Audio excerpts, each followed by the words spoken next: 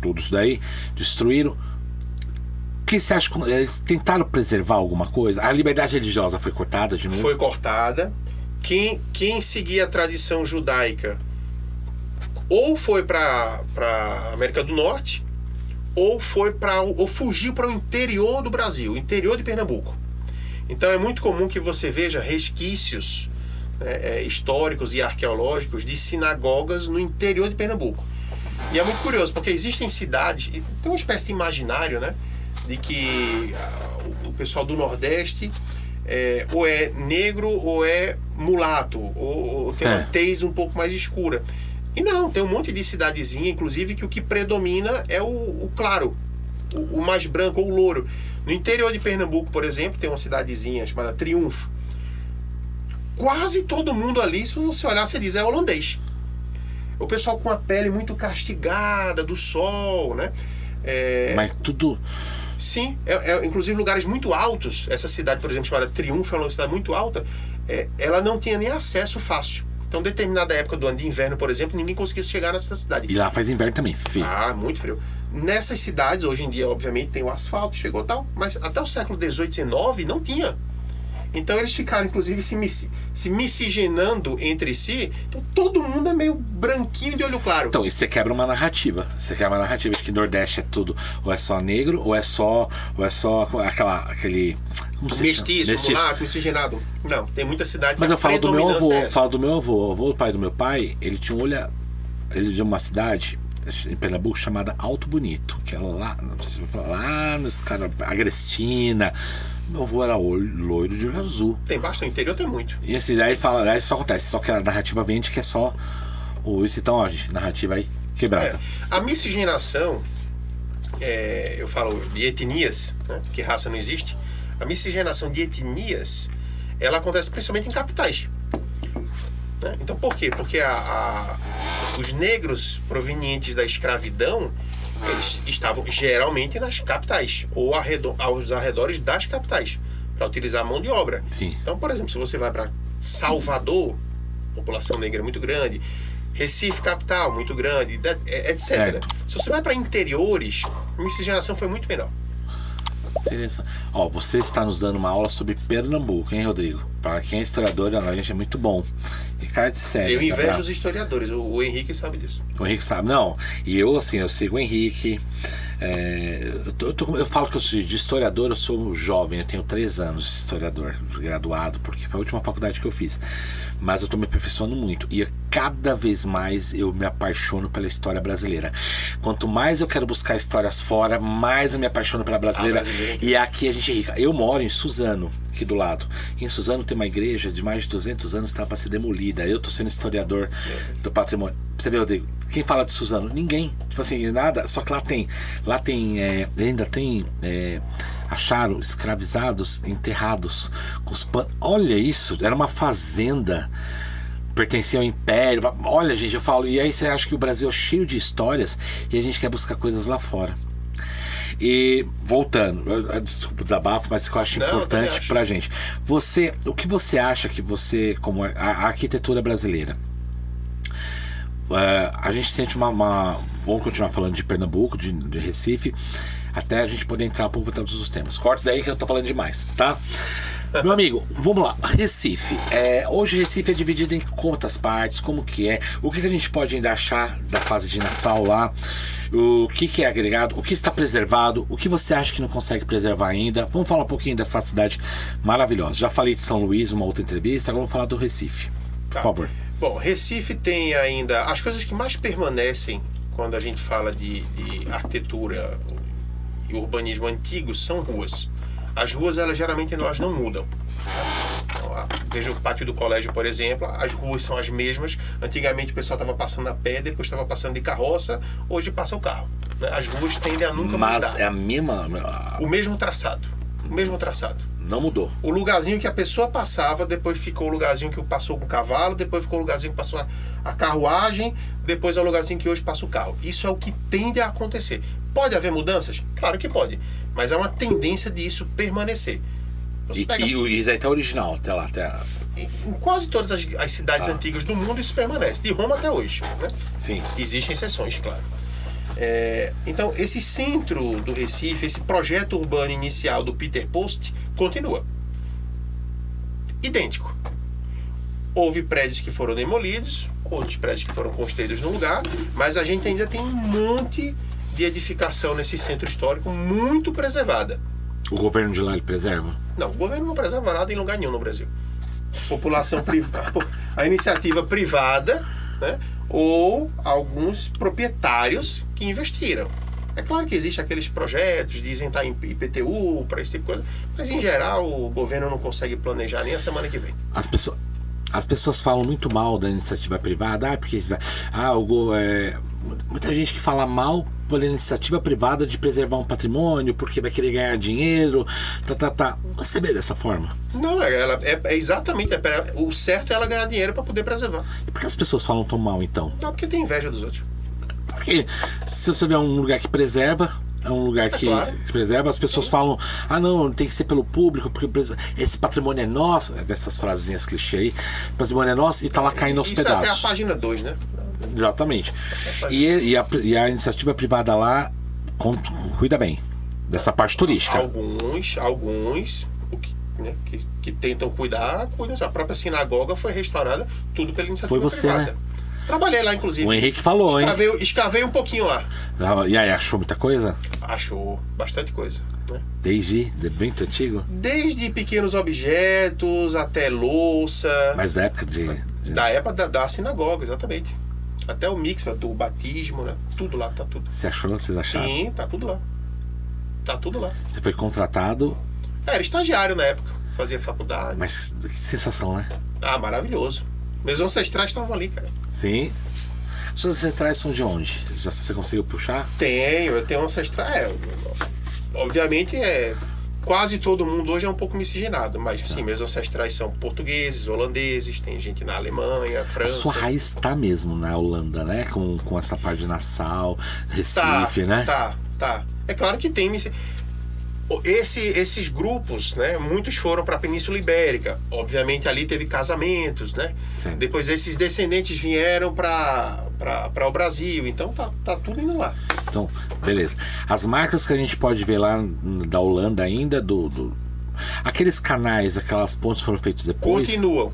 Não são as pontes originais, mas continuam no mesmo lugar, inclusive. O cara criou canal, né? Olha que interessante, ponte. Tem até hoje. Tem fortes holandeses muito bem preservados. Tem ainda. Igualzinho ao original. Tá. Então, se um turista for lá, primeiro conselho, vai nesse centro cultural aí. Sem dúvida, o centro histórico lá, sem dúvida. Itamaracá tem o Forte Orange. É claro que essas obras passaram por revitalizações, restauros, mudanças. Não é o mesmo de lá. Não, claro que não é o mesmo. Né? Tá. Mas tá no mesmo lugar, a base é a mesma, a essência é a mesma. Essa sinagoga foi da época lá de Nassau, foi destruída pelos portugueses? Não, ela funcionou clandestinamente, né, até pouco tempo atrás. E hoje não funciona como sinagoga, funciona como museu judaico. Tá, mas por exemplo, se foi proibido o culto, eles faziam escondidos. E o prédio continuou. Mas era outra coisa, fazer como se fosse outra coisa. Aí mudou o proprietário, mudou o uso, porque obviamente ficou um lugar muito chamando bastante atenção, né? Enterraram tudo e depois, recentemente, 40 anos atrás, houve o projeto de restauro tudo isso. Muita coisa bancada, inclusive, pelo Banco Safra. E a Fundação Safra e a comunidade israelita de Pernambuco. Foi uma pergunta, quem perguntou para mim foi uma aluna, até perguntar para você. Se os holandeses tivessem permanecido no Nordeste, essa frase deve ser clichê para você. O Brasil seria muito diferente hoje? A gente que lê o achismo, né? A gente chama, tem uma palavra para isso, tem um termo para isso, mas se. Vamos ao se. É tudo um se. Tá. Muita gente, né? É muito debatido esse tema lá, né? Nas universidades. E muita gente diz o seguinte: a gente pode dizer, né, que seria melhor pelo que aconteceu em tão curto espaço de tempo. Então, quando a gente o que é que você acha de um lugar? Você observa historicamente todos os lugares onde tem governante sério, liberdade econômica, liberdade de pensamento, liberdade de prosperar, o lugar se desenvolve, querendo ou não, em todos os outros aspectos. Sim. E isso tinha no período holandês. Então, é muito provável... Tudo isso tinha. Tinha. Então, assim, é muito provável que a gente estaria muito bem. A gente pode afirmar categoricamente isso? Não, a gente não pode afirmar categoricamente nada. Mas, né? Mas é muito provável. E provavelmente não estaria pertencente ao Brasil território hoje. Poderia ter sido, como você falou, nação, um outro lugar, um outro país. Não seria o mesmo país territorialmente que é hoje, né? Então, por exemplo, se você pensa o projeto político de país no período da família real, o projeto político, inclusive territorial, é um sucesso. Eu falo Dom João VI, essas foram boas. Isso é um sucesso. Comparado a várias repúblicas. Claro, claro. Não, se você pega os relatos históricos, começo do finalzinho do século XIX, ainda monarquia, o Brasil era... O pessoal da Europa vinha aqui e isso aqui era um paraíso. Então... Você parece que já estudou também um pouco sobre... você consegue falar um pouco da arquitetura do século XIX, da monarquia? Claro. Você pode falar aqui um pouquinho pra gente? Claro. Você considera que o Brasil, na época da monarquia, ela tinha era bem mais visto, a única monarquia das Américas? Você considera ver que havia um pouco mais de preocupação com certos detalhes, histórias? Você puder falar um pouquinho sobre isso? Porque você está falando lá de Nassau. Eu sei que Recife, mesmo para o Dom Pedro II, para o Brasil Império, foi um lugar de muita importância. Recife, né? Claro que foi. Foi. Recife, inclusive, teve as revoltas, teve várias coisas lá pela emancipação. Sim. Você consegue entender? Você pode me dizer sobre a relação monarquia, Dom Pedro, com Pernambuco? Posso. Por Pernambuco favor. teve historicamente várias revoltas. Né? A revolta não era com a monarquia. Né? A revolta era uma questão política tributária. Então a revolta não era com o monarca. A revolta era com a política e o sistema tributário. Era esse tipo de revolta. A família real no Brasil, gostemos ou não mais de um ou de outro, é claro que Dom Pedro II se sobressai a todos os outros, eles tinham um negocinho chamado Projeto Político de Nação. Explique, por favor. Projeto Político de Nação é muito simples. É aquilo que o Nassau fez pela França. É aquilo que alguns imperadores fizeram pelo Império Romano. É aquilo que a família Médici fez pela Toscana. É aquilo que o Papa Leão X fez pelo Vaticano. Né? É aquilo que os pais fundadores fizeram pela América do Norte. Então é uma coisa muito simples. Projeto Político de Nação. É o quê? É quando a monarquia inglesa contrata especialistas para fazer um museu britânico. É quando o Museu Britânico fica tão famoso, bom e importante que as pessoas começam a doar artefatos históricos para o Museu Britânico e aí não cabe mais ali, eles fazem a National Gallery de Londres. É quando o negócio fica tão bom e o Estado é tão capacitado no aspecto cultural, científico, tecnológico, que depois eles fazem um museu de história natural. E no Brasil, quem fez isso? Dom Pedro II. Então, se você pega os grandes teatros do Brasil, Santa Isabel, Castro Alves... Dom Pedro II tinha um projeto político de nação. Um projeto político de nação. Tinha o Teatro Pedro II, né? Que era maravilhoso no Rio de Janeiro, foi derrubado. Se você olhar a Quinta da Boa Vista, Biblioteca Nacional. Sim. Né? Do lado da Biblioteca Nacional, teatro. Do lado, Academia Nacional de Belas Artes. Do outro lado, ali do outro lado, era o antigo Senado da República, que fizeram o favor de derrubar o prédio. Lindo, histórico, fabuloso. E isso não só na capital Rio de Janeiro, mas em diversas capitais do Brasil. De Manaus, Recife, Fortaleza, São Paulo, Porto Alegre, Curitiba. Então, havia um projeto político de nação. Pronto. Não estou aqui querendo dizer, e se a monarquia, e se a república? Não. Uma coisa é fato, havia. E havia um projeto político de nação. E funcionou. Isso não resta dúvida. Eu falo que a gente pode falar, independente da sua visão de governo, se é monarquista ou republicano, mas eu acho que a república no Brasil, ela acabou com nossa memória, acabou com o nosso patrimônio. Até por causa, acho que desse projeto que eles queriam derrubar a monarquia de qualquer maneira, então acabaram tendo um apagamento. E o Brasil vive um apagamento. Sim, o Henrique deixa isso muito claro. Não, assim, por isso que eu falei, o Brasil, eu estou baseado no livro dele. Sim. O apagamento foi fantástico, é um apagamento histórico de monumentos, de tudo. Eu acho assim que a República foi o nosso... Eu não falo mal de República, eu falo da nossa República. Sim. Foi a República Brasileira. Isso. Foi uma República que destruiu tudo e qualquer vestígio de um Brasil imponente, um Brasil glorioso. Por isso que esse síndrome de vira-lata que a gente tem complexo de vira-lata até hoje.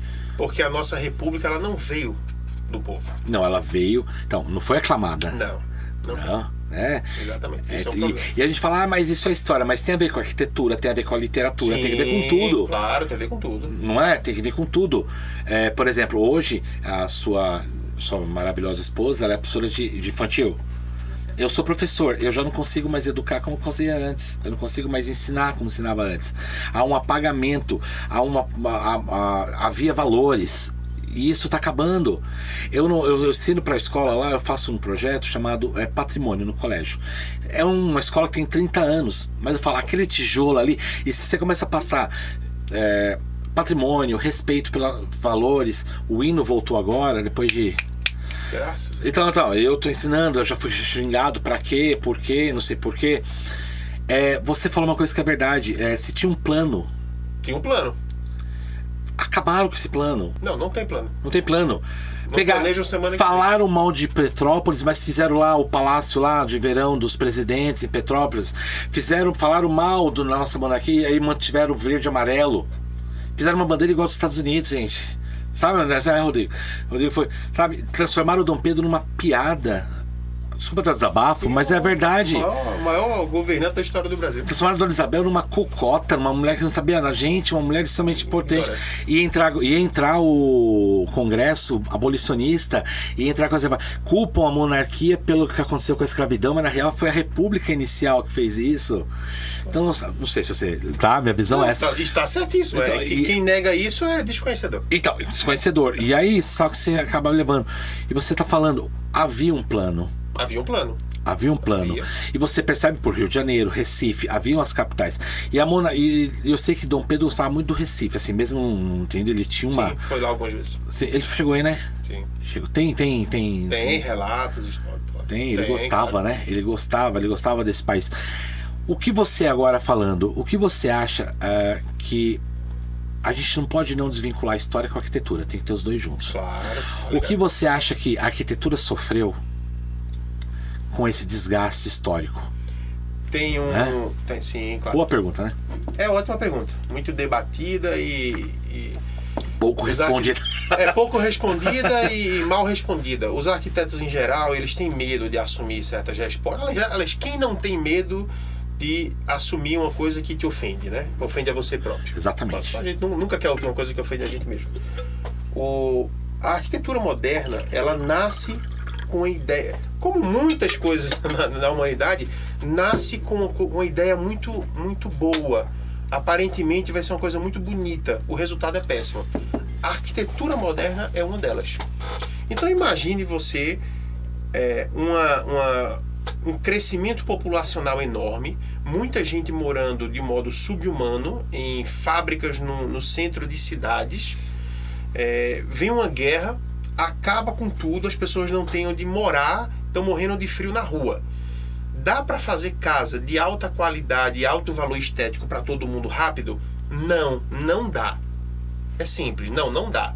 Dá para você fazer comida de alta qualidade em um restaurante para 500 pessoas ao mesmo tempo? Não dá.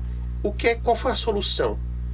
A solução foi criar uma arquitetura pobre de rápida construção. Parabéns, isso é arquitetura moderna. Mas a gente não pode confundir pobre com relaxo, né? Porque as pessoas misturaram isso. Claro. As pessoas vincularam isso. Você sabe, na própria Holanda, na Suécia, em Portugal, na Espanha, as casas populares lá de pobres, são Sim. casinhas com um mínimo de padrão e um mínimo de localização. Eu acho que o Brasil, eles fizeram o quê? O No relaxo. Brasil é pior ainda, né? É o relaxo. O No Brasil é relaxado. pior. Mas muitos conjuntos habitacionais europeus feitos na pós-guerra, pós-Primeira Guerra, pós-Segunda Guerra, depois foram demolidos. Então, o que faz... Provisório, né? Sim, então o que fazem hoje